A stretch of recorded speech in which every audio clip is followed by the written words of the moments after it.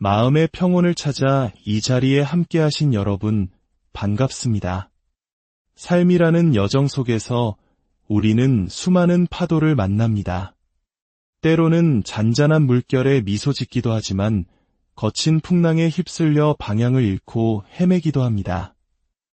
오늘 우리가 나눌 이야기는 바로 그 거친 파도 속에서 길을 잃고 고통받는 우리 자신의 마음에 대한 이야기입니다. 이 이야기가 여러분의 마음에 작은 등불이 된다면 주변의 소중한 이들에게도 이 지혜를 나누어 주십시오. 구독과 좋아요를 통해 더 많은 분들이 마음의 평화를 찾는 여정에 동참할 수 있도록 돕는 것, 그것이야말로 부처님의 가르침을 실천하는 자비로운 나눔의 한 방법이 될 것입니다. 여러분의 선한 마음이 더 널리 퍼져나가기를 기원하며 오늘의 법문을 시작하겠습니다. 오늘 첫 번째로 나눌 이야기는 삶의 무게에 짓눌려 깊은 괴로움에 빠져 있던 한 여성의 사연입니다. 그녀는 여러 번의 퇴사를 반복하며 힘겨운 시간을 보내고 있었습니다. 새로운 직장에서는 과도한 텃세를 이기지 못해 우울증 약까지 복용해야 했고 결국 견디다 못해 또다시 직장을 그만두게 되었죠. 마음이 한없이 약해져 있던 그때 그녀는 집 근처에 작은 암자를 찾게 됩니다. 그곳에서 만난 한 스님은 그녀에게 직업이 무엇인지, 부모님은 어떤 일을 하시는지 등 개인적인 질문들을 꼬치꼬치 캐물었습니다. 처음 보는 사이에 다소 불쾌하게 느껴질 정도의 질문들이었지만 힘든 마음에 의지할 곳이 필요했던 그녀는 연락처를 알려주었습니다. 문제는 그 이후부터였습니다. 그 스님은 시도 때도 없이 전화를 걸어왔고 어딘가 모르게 쎄한 느낌을 받은 그녀는 점차 전화를 피하게 되었습니다. 그러던 어느 날 그녀의 아버지가 갑작스럽게 세상을 떠나는 큰 슬픔이 닥쳤습니다. 아버지가 위독하시던 바로 그 순간 그녀는 친구와 술잔을 기울이고 있었습니다. 아버님의 임종을 지키지 못했다는 죄책감, 그리고 하필이면 아버지가 돌아가시던 그 주에도 몇 번이나 걸려왔던 스님의 전화를 받지 않았다는 사실이 그녀의 마음을 무겁게 짓눌렀습니다. 혹시 그 스님이 아버지의 죽음을 예견하고 나에게 알려주려 했던 것은 아닐까? 내가 그 전화를 받지 않아서 이런 비극이 생긴 것은 아닐까? 모처럼 나에게 찾아온 기인을 내 발로 걷어찬 것은 아닐까? 이러한 생각들이 꼬리에 꼬리를 물고 이어지며 그녀의 죄책감은 걷잡을 수 없이 커져만 갔습니다. 그녀는 결국 다시 그 절을 찾아가 아버지의 49제를 지냈습니다. 그런데 49제가 끝나는 날 그 스님은 그녀에게 출가할 것을 강력하게 권유하기 시작했습니다. 혼자 사는 그녀의 처지를 거론하며 출가하는 것이 너의 운명인 것처럼 끈질기게 그녀를 밀어붙였습니다. 그녀의 마음은 더욱 혼란스러워졌습니다. 정말로 내가 출가해야 할 운명인데 그것을 거부하고 있어서 이런 불행한 일들이 계속 생기는 것은 아닐까? 때마침 집에 있던 불상의 목이 뚝 부러지고 멀쩡하던 사워기가 고장나고 집에서 한 번도 본 적 없는 커다란 벌레가 나타나는 등 이상한 일들이 연이어 일어났습니다. 새로 구하려던 직장에서도 거의 쫓겨나다시피 나오게 되자 그녀의 불안은 극에 달했습니다. 이 모든 것이 스님의 말을 듣지 않은 자신의 업보 때문이라는 생각, 기인을 몰라보고 계속 도망치고 있다는 생각에 사로잡혀 어찌할 바를 모르게 된 것입니다. 참으로 안타깝고 가슴 아픈 사연입니다. 이야기를 듣는 여러분의 마음은 어떠신가요? 이 여성의 고통에 깊이 공감하면서도 무언가 잘못되어 가고 있다는 느낌을 지울 수 없을 것입니다. 그렇다면 이 모든 고통의 근원은 과연 어디에 있을까요? 계속해서 그녀를 압박하는 그 스님일까요? 아니면 연이어 일어난 불길한 징조들일까요? 부처님의 가르침은 이 문제의 핵심을 명확하게 꿰뚫고 있습니다. 고통의 뿌리는 바깥 세상이 아닌 바로 우리 자신의 생각, 즉 분별망상에 있다고 말입니다. 일어난 사건 그 자체에는 아무런 의미가 없습니다. 세상은 본래 텅 비어 있고 평등합니다. 좋은 것도 나쁜 것도 길한 것도 흉한 것도 본래 없습니다. 불상의 목이 부러진 것은 시간이 지나 약해졌기 때문일 수 있습니다. 경주 남산에 가보십시오. 세월의 풍파에 목이 떨어진 불상들이 얼마나 많습니까? 샤워기가 고장 나는 것은 흔한 일이며 벌레가 나타나는 것 또한 자연스러운 현상일 뿐입니다. 하지만 우리는 일어나는 모든 사건에 끊임없이 의미를 부여합니다. 자신의 생각과 경험을 바탕으로 이것은 좋은 징조야, 저것은 나쁜 징조야라고 스스로 해석하고 판단합니다. 특히 우리는 스님과 같은 종교인에게는 더욱 특별한 의미를 부여하는 경향이 있습니다. 스님이 하시는 말씀에는 분명 깊은 뜻이 있을 거야, 미래를 내다보고 하시는 말씀일 거야라고 지레짐작하며 그들의 말을 절대적인 진리처럼 받아들이곤 합니다. 그러나 부처님께서는 우리 모두가 평등하며 모두에게 불성이 있다고 가르치셨습니다. 스님이라고 해서 특별한 능력을 가진 초인이 아니며 일반인이라고 해서 열등한 존재가 아닙니다.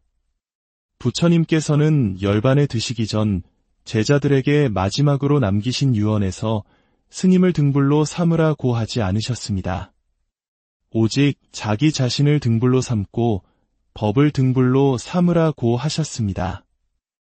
이는 그 어떤 외부의 권위보다 자기 자신의 내면에 있는 지혜와 부처님의 가르침을 의지해야 한다는 뜻입니다.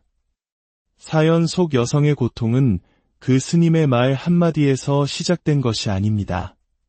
그 말에 특별한 의미를 부여하고 그 후 일어난 모든 우연한 사건들을 그 의미와 연결시킨 자기 자신의 해석 때문에 괴로워진 것입니다. 스님의 전화를 받지 않은 것과 아버님의 죽음은 아무런 인과관계가 없습니다.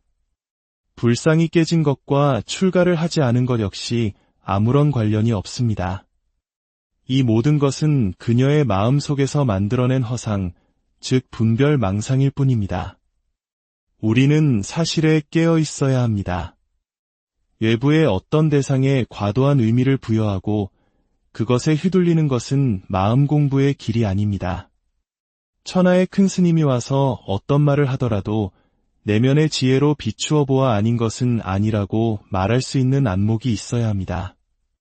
세상에는 스님의 모습을 하고 있지만 우리를 그릇된 길로 이끄는 사람도 있을 수 있습니다.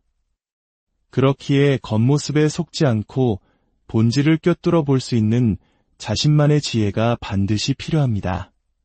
과거로부터 전해 내려오는 수많은 이야기 속에는 스님들이 미래를 예견하거나 신비한 능력을 발휘하는 모습이 자주 등장합니다. 부처님이 태어나셨을 때 아시타 선인이 찾아와 위대한 성인이 될 것을 예언했다는 이야기부터 지나가던 스님이 한 아이를 보고 장차왕이 될 것을 알아보았다는 이야기까지 이러한 설화들은 스님이라는 존재에 대한 신비감을 더욱 키워왔습니다. 하지만 많은 경우 이러한 이야기들은 듣는 이들에게 교훈과 흥미를 주기 위해 만들어진 것입니다. 이야기의 극적인 효과를 위해 스님이라는 상징적인 인물을 등장시킨 것이죠. 스님들 자신은 스스로가 평범한 인간임을 누구보다 잘 알고 있습니다. 과거에 제가 한 선배 스님께 여쭌 적이 있습니다. 스님, 기도를 하고 나면 정말로 그 사람의 미래나 기운 같은 것이 느껴지십니까? 그러자 그 스님께서는 주변을 살핀 뒤 조용히 이렇게 말씀하셨습니다. 알긴 뭘 알겠나. 다만 간절한 마음으로 찾아온 신도들의 불안한 마음을 달래주기 위한 방편으로 기도해보니 기운이 좋습니다. 잘 될 것이니 걱정 마십시오 라고 말해주는 것일세. 간절한 이에게는 그 한마디가 큰 위안과 힘이 되기도 하니까. 하지만 그것은 어디까지나 방편일 뿐 내가 정말로 무언가를 알아서 하는 말은 아닐세. 이처럼 스님들이 하는 말 중에는 때로 지쳐있는 이들을 위로하기 위한 방편이 섞여 있음을 알아야 합니다.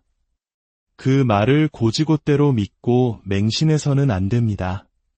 미래를 내다보는 특별한 능력, 그것은 불법의 본질이 아닙니다. 진짜 도는 신비한 능력을 과시하거나 특별한 모습으로 자신을 치장하지 않습니다. 이와 비슷한 맥락에서 스님이라는 모양과 상의 마음을 빼앗겨 고통받는 또 다른 사연이 있습니다. 한 여성이 봉사활동을 하던 절에 어떤 스님에게 깊은 연모의 감정을 느끼게 된 것입니다. 그녀의 눈에는 그 스님이 천년의 이상형으로 보였고 부처님의 가르침을 전해주는 모습의 존경심은 더욱 깊어져만 갔습니다.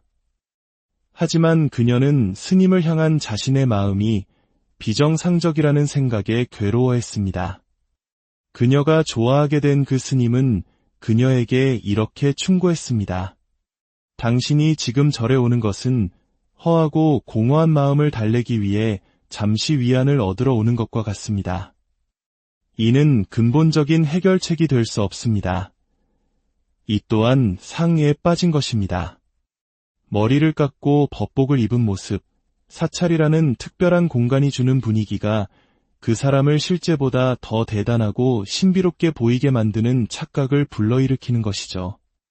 과거에 한 스님이 어떤 여성과 사랑에 빠져 환속하여 함께 살게 된 일이 있었습니다. 후에 그 여성은 이렇게 말했다고 합니다. 절에 있을 때는 그렇게 멋있고 지혜로워 보이더니 막상 같이 살아보니 세상 물정에도 어둡고 무능하기 짝이 없더라. 내가 먹여 살리기 힘들어 죽겠다. 이것이 바로 상에 속은 결과입니다. 우리는 옷차림, 직업, 지위와 같은 겉모습에 너무나 쉽게 속아 넘어갑니다. 그리고 내면이 허하고 약할수록 이러한 외부의 상에 더욱 쉽게 의지하고 집착하게 됩니다.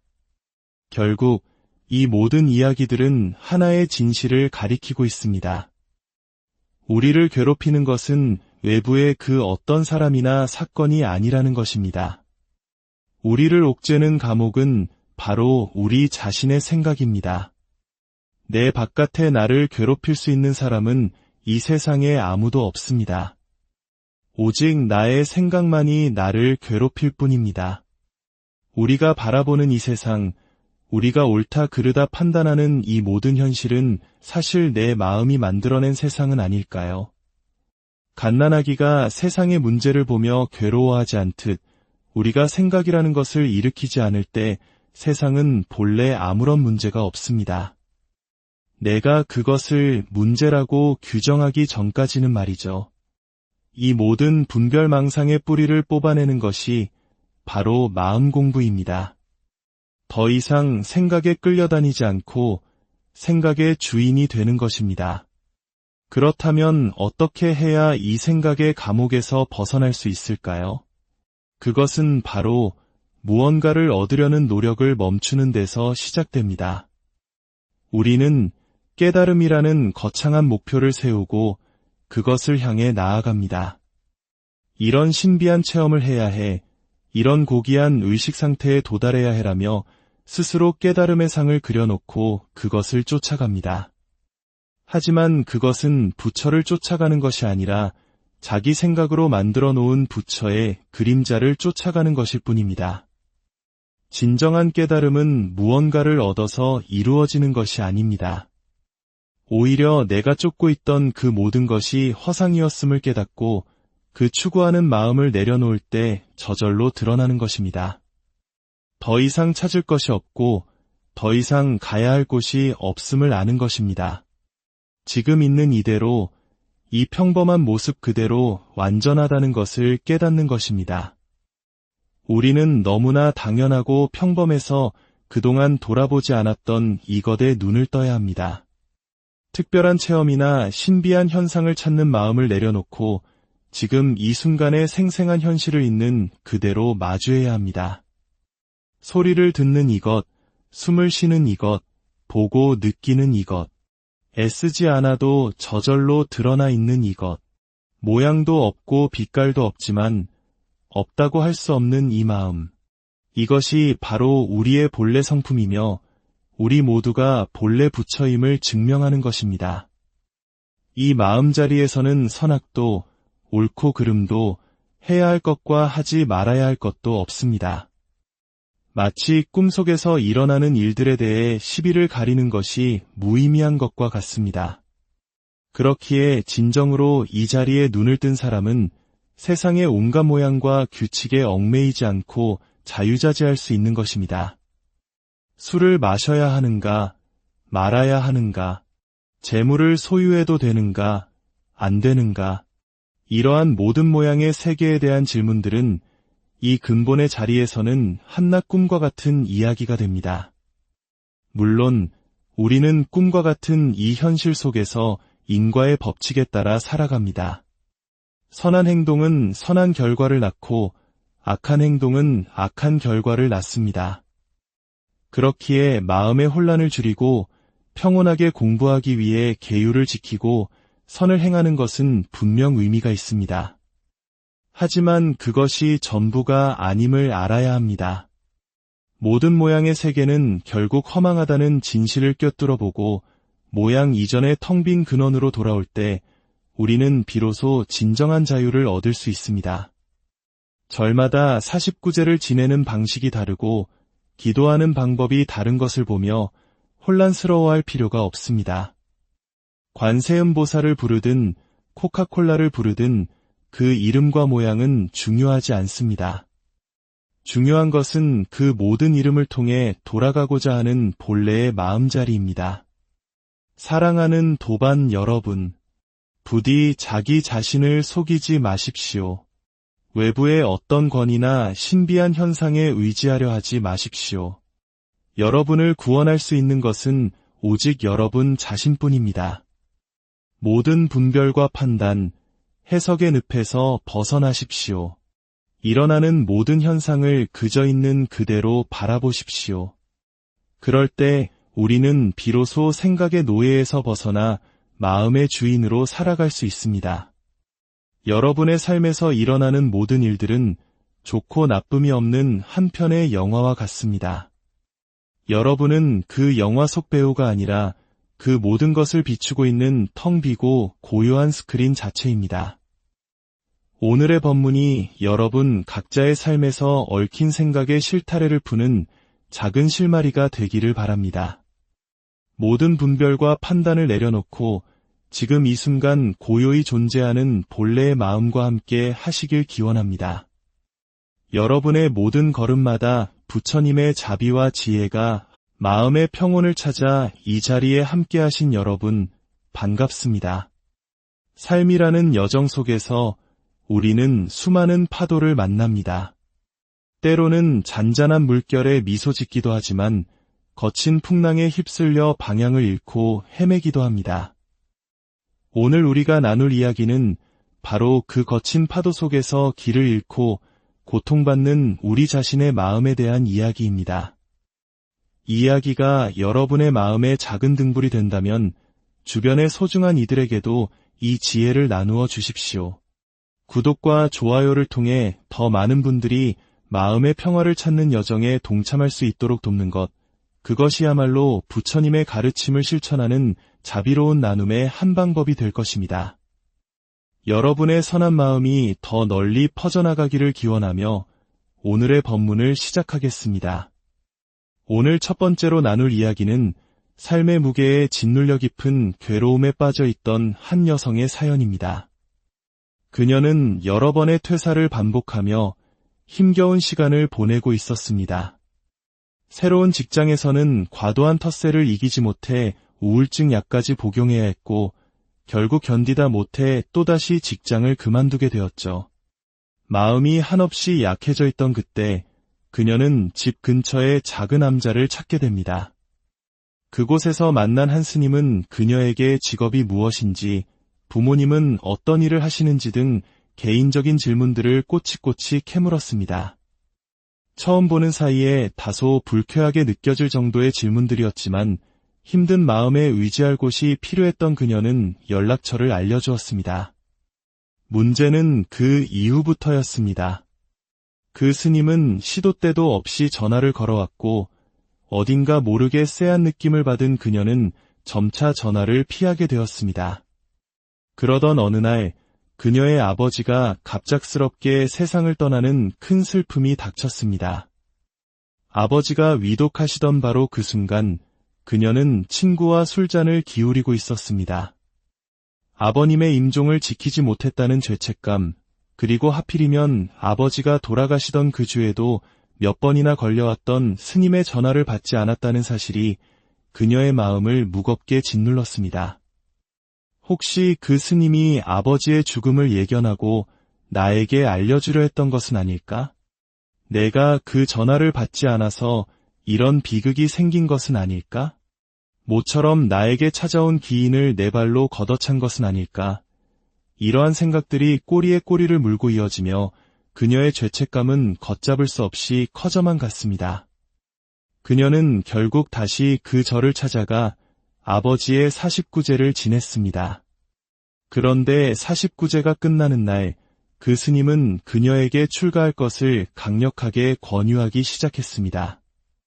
혼자 사는 그녀의 처지를 거론하며 출가하는 것이 너의 운명인 것처럼 끈질기게 그녀를 밀어붙였습니다.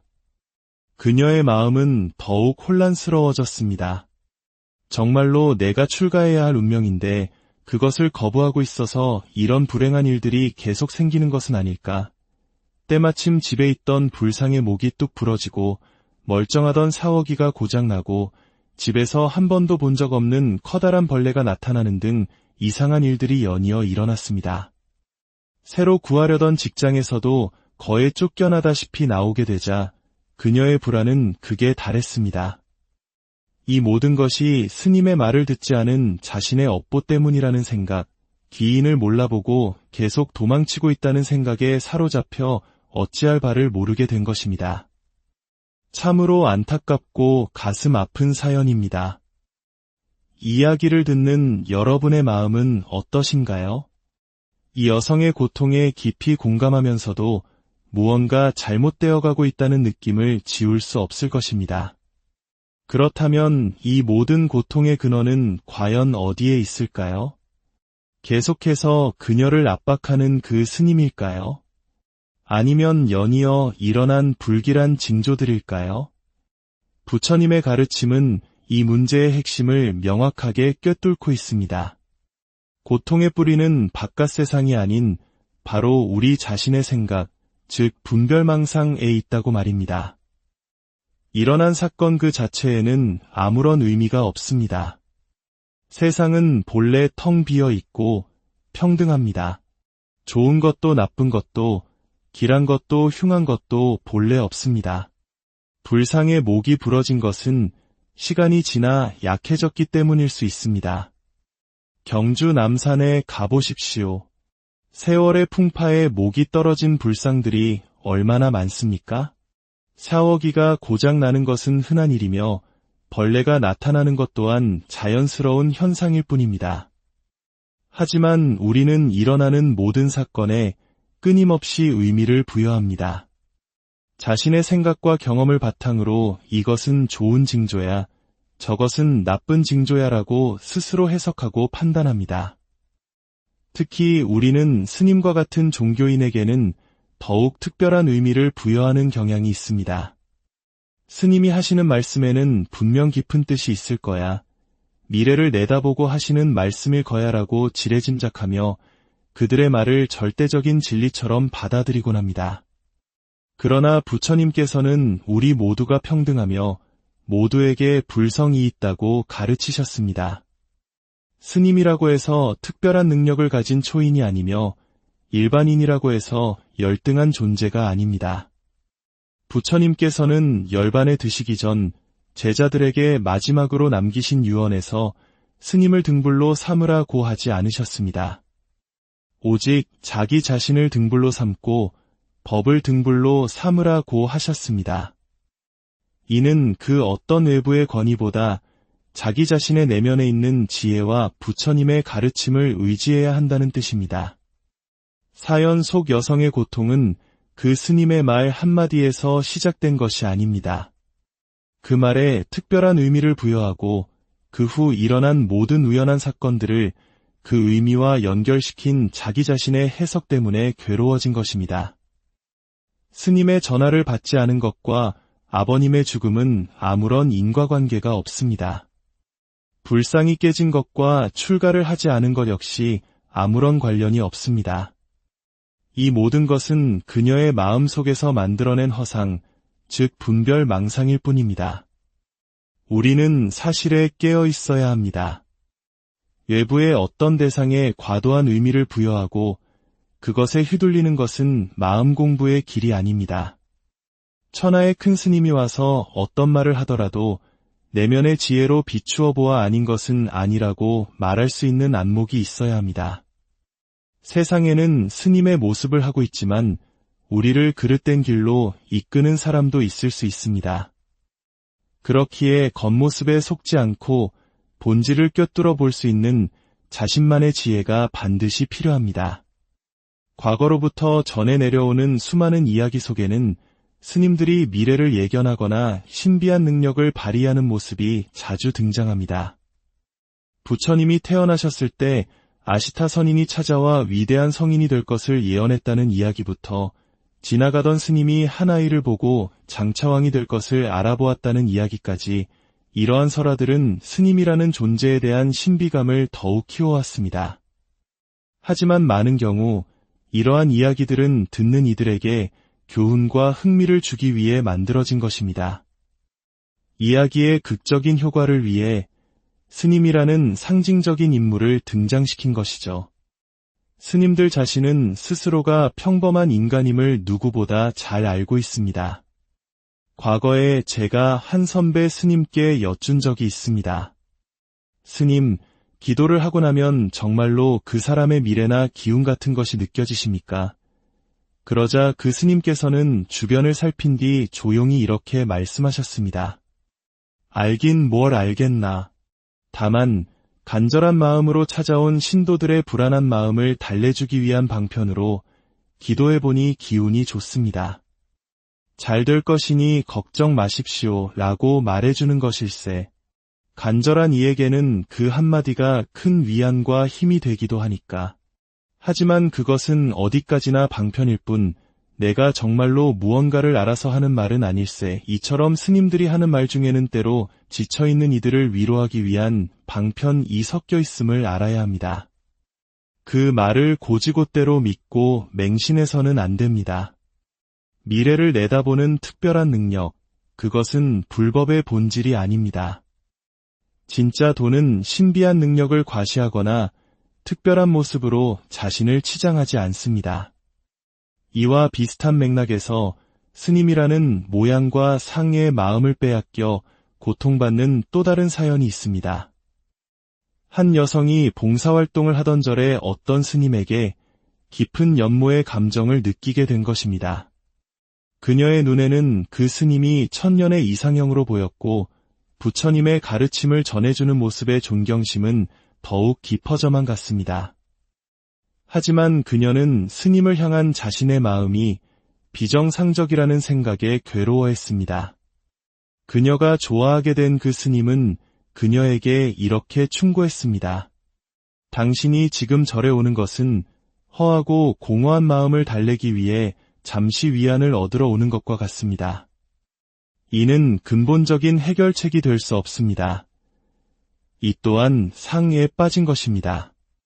머리를 깎고 법복을 입은 모습, 사찰이라는 특별한 공간이 주는 분위기가 그 사람을 실제보다 더 대단하고 신비롭게 보이게 만드는 착각을 불러일으키는 것이죠. 과거에 한 스님이 어떤 여성과 사랑에 빠져 환속하여 함께 살게 된 일이 있었습니다. 후에 그 여성은 이렇게 말했다고 합니다. 절에 있을 때는 그렇게 멋있고 지혜로워 보이더니 막상 같이 살아보니 세상 물정에도 어둡고 무능하기 짝이 없더라. 내가 먹여 살리기 힘들어 죽겠다. 이것이 바로 상에 속은 결과입니다. 우리는 옷차림, 직업, 지위와 같은 겉모습에 너무나 쉽게 속아 넘어갑니다. 그리고 내면이 허하고 약할수록 이러한 외부의 상에 더욱 쉽게 의지하고 집착하게 됩니다. 결국 이 모든 이야기들은 하나의 진실을 가리키고 있습니다. 우리를 괴롭히는 것은 외부의 그 어떤 사람이나 사건이 아니라는 것입니다. 우리를 옥죄는 감옥은 바로 우리 자신의 생각입니다. 내 바깥에 나를 괴롭힐 수 있는 사람은 이 세상에 아무도 없습니다. 오직 나의 생각만이 나를 괴롭힐 뿐입니다. 우리가 바라보는 이 세상, 우리가 옳다 그르다 판단하는 이 모든 현실은 사실 내 마음이 만들어낸 세상은 아닐까요? 갓난아기가 세상의 문제를 보며 괴로워하지 않듯 우리가 생각이라는 것을 일으키지 않을 때 세상은 본래 아무런 문제가 없습니다.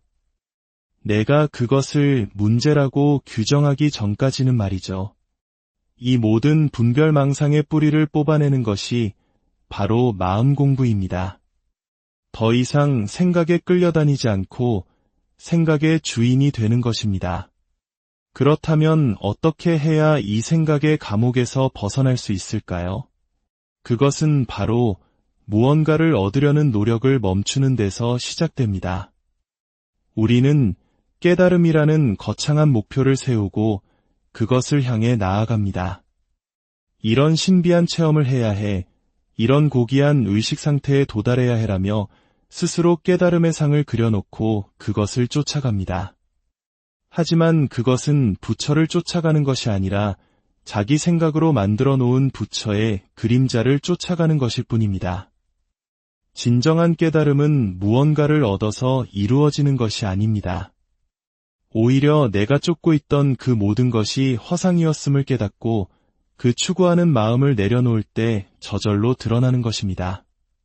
더 이상 찾을 것이 없고 더 이상 가야 할 곳이 없음을 아는 것입니다. 지금 있는 이대로, 이 평범한 모습 그대로 완전하다는 것을 깨닫는 것입니다. 우리는 너무나 당연하고 평범해서 그동안 돌아보지 않았던 이것에 눈을 떠야 합니다. 특별한 체험이나 신비한 현상을 찾는 마음을 내려놓고 지금 이 순간의 생생한 현실을 있는 그대로 마주해야 합니다. 소리를 듣는 이것, 숨을 쉬는 이것, 보고 느끼는 이것, 애쓰지 않아도 저절로 드러나 있는 이것, 모양도 없고 빛깔도 없지만 없다고 할 수 없는 이 마음, 이것이 바로 우리의 본래 성품이며 우리 모두가 본래 부처임을 증명하는 것입니다. 이 마음자리에서는 선악도, 옳고 그름도, 해야 할 것과 하지 말아야 할 것도 없습니다. 마치 꿈속에서 일어나는 일들에 대해 시비를 가리는 것이 무의미한 것과 같습니다. 그렇기에 진정으로 이 자리에 눈을 뜬 사람은 세상의 온갖 모양과 규칙에 얽매이지 않고 자유자재할 수 있는 것입니다. 술을 마셔야 하는가, 말아야 하는가, 재물을 소유해도 되는가, 안 되는가, 이러한 모든 모양의 세계에 대한 질문들은 이 근본의 자리에서는 한낱 꿈과 같은 이야기가 됩니다. 물론 우리는 꿈과 같은 이 현실 속에서 인과의 법칙에 따라 살아갑니다. 선한 행동은 선한 결과를 낳고 악한 행동은 악한 결과를 낳습니다. 그렇기에 마음의 혼란을 줄이고 평온하게 공부하기 위해 계율을 지키고 선을 행하는 것은 분명 의미가 있습니다. 하지만 그것이 전부가 아님을 알아야 합니다. 모든 모양의 세계는 결국 허망하다는 진실을 꿰뚫어 보고 모양 이전의 텅 빈 근원으로 돌아올 때 우리는 비로소 진정한 자유를 얻을 수 있습니다. 절마다 49제를 지내는 방식이 다르고 기도하는 방법이 다른 것을 보며 혼란스러워할 필요가 없습니다. 관세음보살을 부르든 코카콜라를 부르든 그 이름과 모양은 중요하지 않습니다. 중요한 것은 그 모든 이름을 통해 돌아가고자 하는 본래의 마음자리입니다. 사랑하는 도반 여러분, 부디 자기 자신을 속이지 마십시오. 외부의 어떤 권위나 신비한 현상에 의지하려 하지 마십시오. 여러분을 구원할 수 있는 것은 오직 여러분 자신뿐입니다. 모든 분별과 판단, 해석의 늪에서 벗어나십시오. 일어나는 모든 현상을 그저 있는 그대로 바라보십시오. 그럴 때 우리는 비로소 생각의 노예에서 벗어나 마음의 주인으로 살아갈 수 있습니다. 여러분의 삶에서 일어나는 모든 일들은 좋고 나쁨이 없는 한 편의 영화와 같습니다. 여러분은 그 영화 속 배우가 아니라 그 모든 것을 비추고 있는 텅 비고 고요한 스크린 자체입니다. 오늘의 법문이 여러분 각자의 삶에서 얽힌 생각의 실타래를 푸는 작은 실마리가 되기를 바랍니다. 모든 분별과 판단을 내려놓고 지금 이 순간 고요히 존재하는 본래의 마음과 함께 하시길 기원합니다. 여러분의 모든 걸음마다 부처님의 자비와 지혜가 마음의 평온을 찾아 이 자리에 함께하신 여러분, 반갑습니다. 삶이라는 여정 속에서 우리는 수많은 파도를 만납니다. 때로는 잔잔한 물결에 미소 짓기도 하지만 거친 풍랑에 휩쓸려 방향을 잃고 헤매기도 합니다. 오늘 우리가 나눌 이야기는 바로 그 거친 파도 속에서 길을 잃고 고통받는 우리 자신의 마음에 대한 이야기입니다. 이 이야기가 여러분의 마음에 작은 등불이 된다면 주변의 소중한 이들에게도 이 지혜를 나누어 주십시오. 구독과 좋아요를 통해 더 많은 분들이 마음의 평화를 찾는 여정에 동참할 수 있도록 돕는 것, 그것이야말로 부처님의 가르침을 실천하는 자비로운 나눔의 한 방법이 될 것입니다. 여러분의 선한 마음이 더 널리 퍼져나가기를 기원하며 오늘의 법문을 시작하겠습니다. 오늘 첫 번째로 나눌 이야기는 삶의 무게에 짓눌려 깊은 괴로움에 빠져 있던 한 여성의 사연입니다. 그녀는 여러 번의 퇴사를 반복하며 힘겨운 시간을 보내고 있었습니다. 새로운 직장에서는 과도한 텃세를 이기지 못해 우울증 약까지 복용해야 했고 결국 견디다 못해 또다시 직장을 그만두게 되었죠. 마음이 한없이 약해져 있던 그때 그녀는 집 근처에 작은 암자를 찾게 됩니다. 그곳에서 만난 한 스님은 그녀에게 직업이 무엇인지, 부모님은 어떤 일을 하시는지 등 개인적인 질문들을 꼬치꼬치 캐물었습니다. 처음 보는 사이에 다소 불쾌하게 느껴질 정도의 질문들이었지만 힘든 마음에 의지할 곳이 필요했던 그녀는 연락처를 알려주었습니다. 문제는 그 이후부터였습니다. 그 스님은 시도 때도 없이 전화를 걸어왔고 어딘가 모르게 쎄한 느낌을 받은 그녀는 점차 전화를 피하게 되었습니다. 그러던 어느 날 그녀의 아버지가 갑작스럽게 세상을 떠나는 큰 슬픔이 닥쳤습니다. 아버지가 위독하시던 바로 그 순간 그녀는 친구와 술잔을 기울이고 있었습니다. 아버님의 임종을 지키지 못했다는 죄책감, 그리고 하필이면 아버지가 돌아가시던 그 주에도 몇 번이나 걸려왔던 스님의 전화를 받지 않았다는 사실이 그녀의 마음을 무겁게 짓눌렀습니다. 혹시 그 스님이 아버지의 죽음을 예견하고 나에게 알려주려 했던 것은 아닐까? 내가 그 전화를 받지 않아서 이런 비극이 생긴 것은 아닐까? 모처럼 나에게 찾아온 기인을 내 발로 걷어찬 것은 아닐까? 이러한 생각들이 꼬리에 꼬리를 물고 이어지며 그녀의 죄책감은 걷잡을 수 없이 커져만 갔습니다. 그녀는 결국 다시 그 절을 찾아가 아버지의 49제를 지냈습니다. 그런데 49제가 끝나는 날, 그 스님은 그녀에게 출가할 것을 강력하게 권유하기 시작했습니다. 혼자 사는 그녀의 처지를 거론하며 출가하는 것이 너의 운명인 것처럼 끈질기게 그녀를 밀어붙였습니다. 그녀의 마음은 더욱 혼란스러워졌습니다. 정말로 내가 출가해야 할 운명인데 그것을 거부하고 있어서 이런 불행한 일들이 계속 생기는 것은 아닐까? 때마침 집에 있던 불상의 목이 뚝 부러지고 멀쩡하던 사워기가 고장나고 집에서 한 번도 본 적 없는 커다란 벌레가 나타나는 등 이상한 일들이 연이어 일어났습니다. 새로 구하려던 직장에서도 거의 쫓겨나다시피 나오게 되자 그녀의 불안은 극에 달했습니다. 이 모든 것이 스님의 말을 듣지 않은 자신의 업보 때문이라는 생각, 기인을 몰라보고 계속 도망치고 있다는 생각에 사로잡혀 어찌할 바를 모르게 된 것입니다. 참으로 안타깝고 가슴 아픈 사연입니다. 이야기를 듣는 여러분의 마음은 어떠신가요?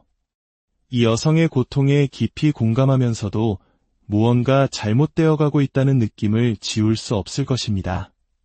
그렇다면 이 모든 고통의 근원은 과연 어디에 있을까요? 계속해서 그녀를 압박하는 그 스님일까요? 아니면 연이어 일어난 불길한 징조들일까요? 부처님의 가르침은 이 문제의 핵심을 명확하게 꿰뚫고 있습니다. 고통의 뿌리는 바깥 세상이 아닌 바로 우리 자신의 생각, 즉 분별망상에 있다고 말입니다. 일어난 사건 그 자체에는 아무런 의미가 없습니다. 세상은 본래 텅 비어 있고 평등합니다. 좋은 것도 나쁜 것도 길한 것도 흉한 것도 본래 없습니다. 불상의 목이 부러진 것은 시간이 지나 약해졌기 때문일 수 있습니다. 경주 남산에 가보십시오. 세월의 풍파에 목이 떨어진 불상들이 얼마나 많습니까? 샤워기가 고장나는 것은 흔한 일이며 벌레가 나타나는 것 또한 자연스러운 현상일 뿐입니다.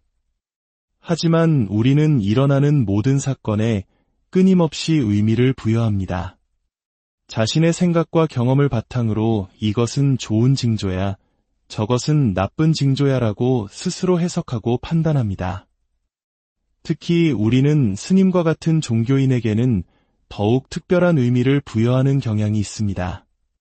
스님이 하시는 말씀에는 분명 깊은 뜻이 있을 거야, 미래를 내다보고 하시는 말씀일 거야라고 지레짐작하며 그들의 말을 절대적인 진리처럼 받아들이곤 합니다. 그러나 부처님께서는 우리 모두가 평등하며 모두에게 불성이 있다고 가르치셨습니다. 스님이라고 해서 특별한 능력을 가진 초인이 아니며 일반인이라고 해서 열등한 존재가 아닙니다. 부처님께서는 열반에 드시기 전 제자들에게 마지막으로 남기신 유언에서 스님을 등불로 삼으라고 하지 않으셨습니다.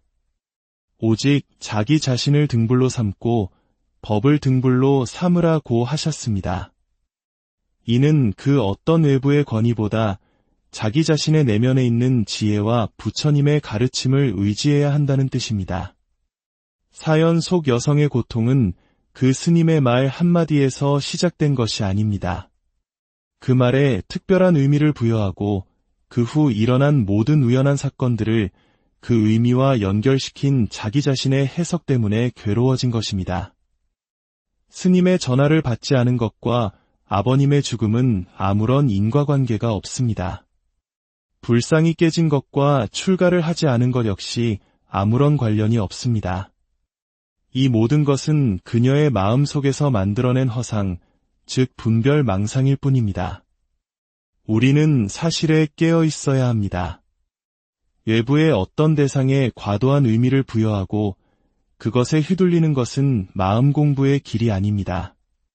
천하의 큰 스님이 와서 어떤 말을 하더라도 내면의 지혜로 비추어 보아 아닌 것은 아니라고 말할 수 있는 안목이 있어야 합니다.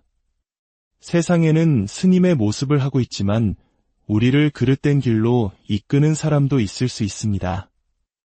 그렇기에 겉모습에 속지 않고 본질을 꿰뚫어 볼 수 있는 자신만의 지혜가 반드시 필요합니다.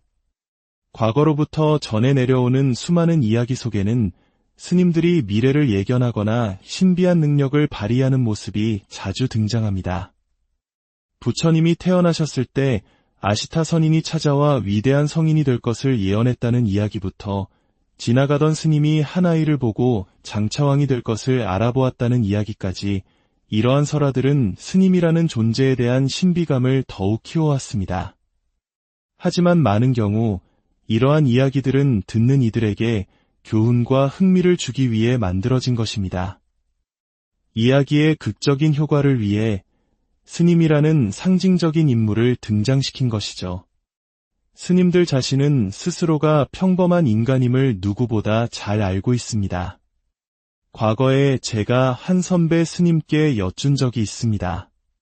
스님, 기도를 하고 나면 정말로 그 사람의 미래나 기운 같은 것이 느껴지십니까? 그러자 그 스님께서는 주변을 살핀 뒤 조용히 이렇게 말씀하셨습니다.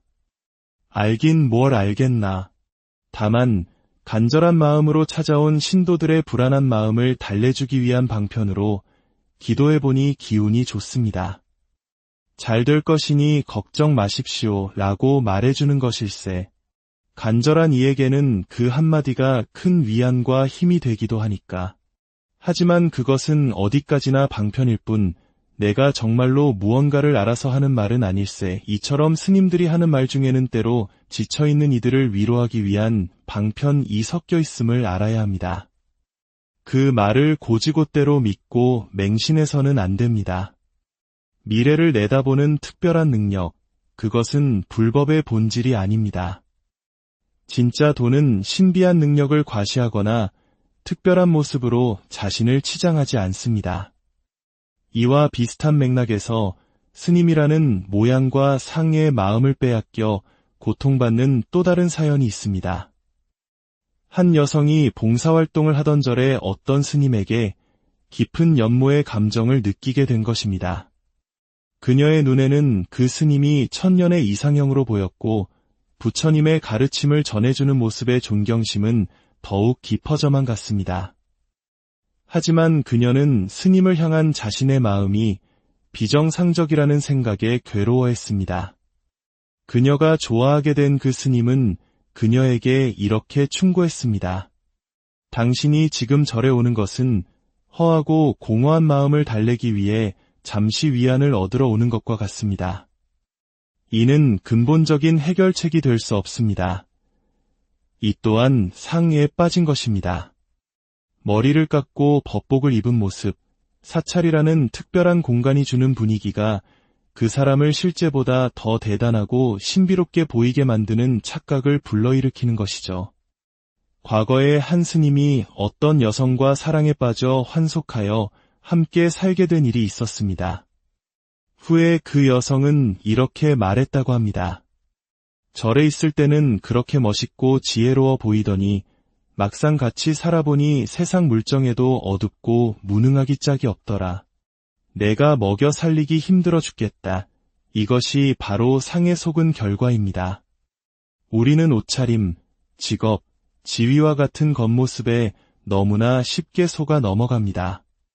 그리고 내면이 허하고 약할수록 이러한 외부의 상에 더욱 쉽게 의지하고 집착하게 됩니다.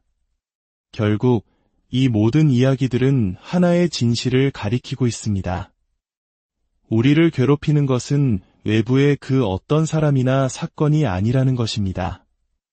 우리를 옥죄는 감옥은 바로 우리 자신의 생각입니다. 내 바깥에 나를 괴롭힐 수 있는 사람은 이 세상에 아무도 없습니다. 오직 나의 생각만이 나를 괴롭힐 뿐입니다. 우리가 바라보는 이 세상, 우리가 옳다 그르다 판단하는 이 모든 현실은 사실 내 마음이 만들어낸 세상은 아닐까요? 갓난아기가 세상의 문제를 보며 괴로워하지 않듯 우리가 생각이라는 것을 일으키지 않을 때 세상은 본래 아무런 문제가 없습니다. 내가 그것을 문제라고 규정하기 전까지는 말이죠. 이 모든 분별망상의 뿌리를 뽑아내는 것이 바로 마음 공부입니다. 더 이상 생각에 끌려다니지 않고 생각의 주인이 되는 것입니다. 그렇다면 어떻게 해야 이 생각의 감옥에서 벗어날 수 있을까요? 그것은 바로 무언가를 얻으려는 노력을 멈추는 데서 시작됩니다. 우리는 깨달음이라는 거창한 목표를 세우고 그것을 향해 나아갑니다. 이런 신비한 체험을 해야 해, 이런 고귀한 의식 상태에 도달해야 해라며 스스로 깨달음의 상을 그려놓고 그것을 쫓아갑니다. 하지만 그것은 부처를 쫓아가는 것이 아니라 자기 생각으로 만들어 놓은 부처의 그림자를 쫓아가는 것일 뿐입니다. 진정한 깨달음은 무언가를 얻어서 이루어지는 것이 아닙니다. 오히려 내가 쫓고 있던 그 모든 것이 허상이었음을 깨닫고 그 추구하는 마음을 내려놓을 때 저절로 드러나는 것입니다. 더 이상 찾을 것이 없고 더 이상 가야 할 곳이 없음을 아는 것입니다. 지금 있는 이대로, 이 평범한 모습 그대로 완전하다는 것을 깨닫는 것입니다. 우리는 너무나 당연하고 평범해서 그동안 돌아보지 않았던 이것에 눈을 떠야 합니다. 특별한 체험이나 신비한 현상을 찾는 마음을 내려놓고 지금 이 순간의 생생한 현실을 있는 그대로 마주해야 합니다. 소리를 듣는 이것, 숨을 쉬는 이것, 보고 느끼는 이것, 애쓰지 않아도 저절로 드러나 있는 이것, 모양도 없고 빛깔도 없지만 없다고 할 수 없는 이 마음. 이것이 바로 우리의 본래 성품이며 우리 모두가 본래 부처임을 증명하는 것입니다. 이 마음자리에서는 선악도, 옳고 그름도, 해야 할 것과 하지 말아야 할 것도 없습니다. 마치 꿈속에서 일어나는 일들에 대해 시비를 가리는 것이 무의미한 것과 같습니다. 그렇기에 진정으로 이 자리에 눈을 뜬 사람은 세상의 온갖 모양과 규칙에 얽매이지 않고 자유자재할 수 있는 것입니다. 술을 마셔야 하는가, 말아야 하는가, 재물을 소유해도 되는가, 안 되는가, 이러한 모든 모양의 세계에 대한 질문들은 이 근본의 자리에서는 한낱 꿈과 같은 이야기가 됩니다. 물론 우리는 꿈과 같은 이 현실 속에서 인과의 법칙에 따라 살아갑니다. 선한 행동은 선한 결과를 낳고 악한 행동은 악한 결과를 낳습니다. 그렇기에 마음의 혼란을 줄이고 평온하게 공부하기 위해 계율을 지키고 선을 행하는 것은 분명 의미가 있습니다. 하지만 그것이 전부가 아님을 알아야 합니다. 모든 모양의 세계는 결국 허망하다는 진실을 꿰뚫어 보고 모양 이전의 텅 빈 근원으로 돌아올 때 우리는 비로소 진정한 자유를 얻을 수 있습니다. 절마다 49제를 지내는 방식이 다르고 기도하는 방법이 다른 것을 보며 혼란스러워할 필요가 없습니다. 관세음보살을 부르든 코카콜라를 부르든 그 이름과 모양은 중요하지 않습니다. 중요한 것은 그 모든 이름을 통해 돌아가고자 하는 본래의 마음자리입니다. 사랑하는 도반 여러분, 부디 자기 자신을 속이지 마십시오. 외부의 어떤 권위나 신비한 현상에 의지하려 하지 마십시오. 여러분을 구원할 수 있는 것은 오직 여러분 자신뿐입니다. 모든 분별과 판단, 해석의 늪에서 벗어나십시오. 일어나는 모든 현상을 그저 있는 그대로 바라보십시오. 그럴 때 우리는 비로소 생각의 노예에서 벗어나 마음의 주인으로 살아갈 수 있습니다. 여러분의 삶에서 일어나는 모든 일들은 좋고 나쁨이 없는 한 편의 영화와 같습니다. 여러분은 그 영화 속 배우가 아니라 그 모든 것을 비추고 있는 텅 비고 고요한 스크린 자체입니다. 오늘의 법문이 여러분 각자의 삶에서 얽힌 생각의 실타래를 푸는 작은 실마리가 되기를 바랍니다.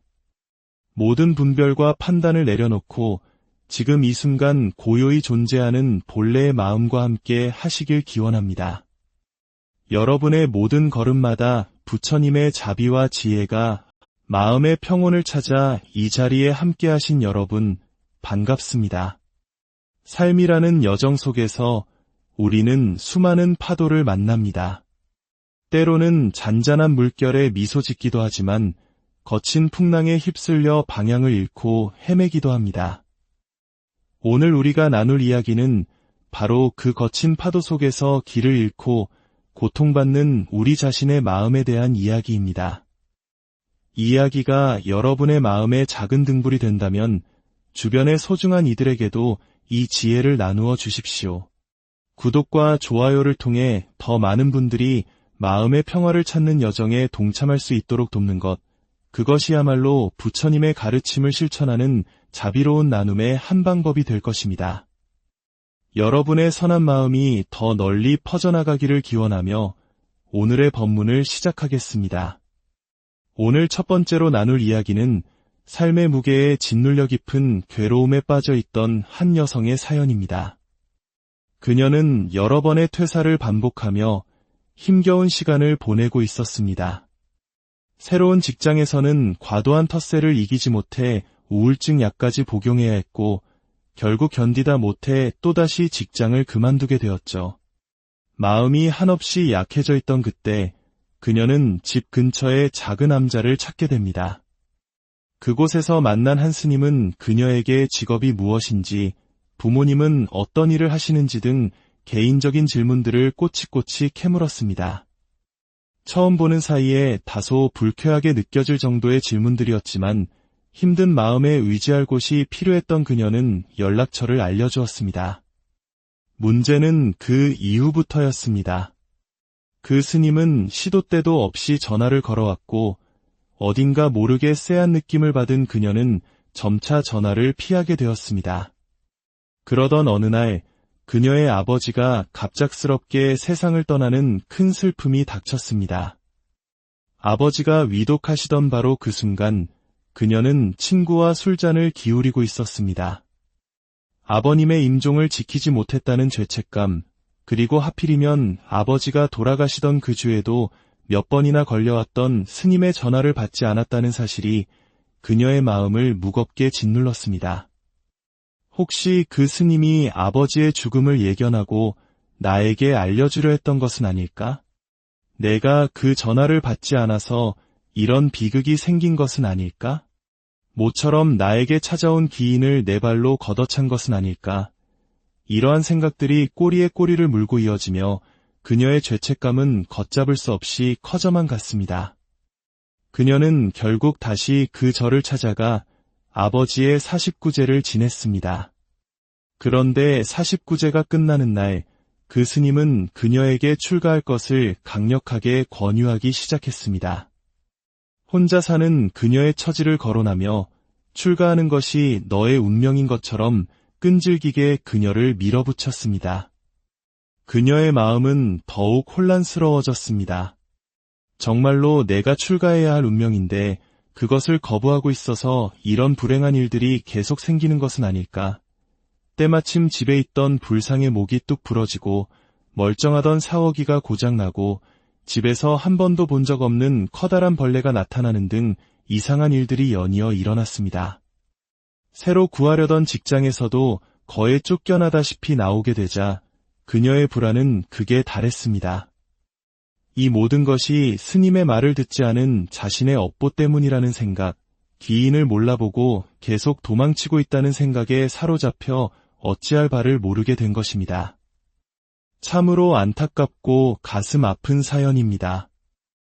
이야기를 듣는 여러분의 마음은 어떠신가요? 이 여성의 고통에 깊이 공감하면서도 무언가 잘못되어 가고 있다는 느낌을 지울 수 없을 것입니다. 그렇다면 이 모든 고통의 근원은 과연 어디에 있을까요? 계속해서 그녀를 압박하는 그 스님일까요? 아니면 연이어 일어난 불길한 징조들일까요? 부처님의 가르침은 이 문제의 핵심을 명확하게 꿰뚫고 있습니다. 고통의 뿌리는 바깥 세상이 아닌 바로 우리 자신의 생각, 즉 분별망상에 있다고 말입니다. 일어난 사건 그 자체에는 아무런 의미가 없습니다. 세상은 본래 텅 비어 있고 평등합니다. 좋은 것도 나쁜 것도 길한 것도 흉한 것도 본래 없습니다. 불상의 목이 부러진 것은 시간이 지나 약해졌기 때문일 수 있습니다. 경주 남산에 가보십시오. 세월의 풍파에 목이 떨어진 불상들이 얼마나 많습니까? 샤워기가 고장나는 것은 흔한 일이며 벌레가 나타나는 것 또한 자연스러운 현상일 뿐입니다. 하지만 우리는 일어나는 모든 사건에 끊임없이 의미를 부여합니다. 자신의 생각과 경험을 바탕으로 이것은 좋은 징조야, 저것은 나쁜 징조야라고 스스로 해석하고 판단합니다. 특히 우리는 스님과 같은 종교인에게는 더욱 특별한 의미를 부여하는 경향이 있습니다. 스님이 하시는 말씀에는 분명 깊은 뜻이 있을 거야, 미래를 내다보고 하시는 말씀일 거야라고 지레짐작하며 그들의 말을 절대적인 진리처럼 받아들이곤 합니다. 그러나 부처님께서는 우리 모두가 평등하며 모두에게 불성이 있다고 가르치셨습니다. 스님이라고 해서 특별한 능력을 가진 초인이 아니며 일반인이라고 해서 열등한 존재가 아닙니다.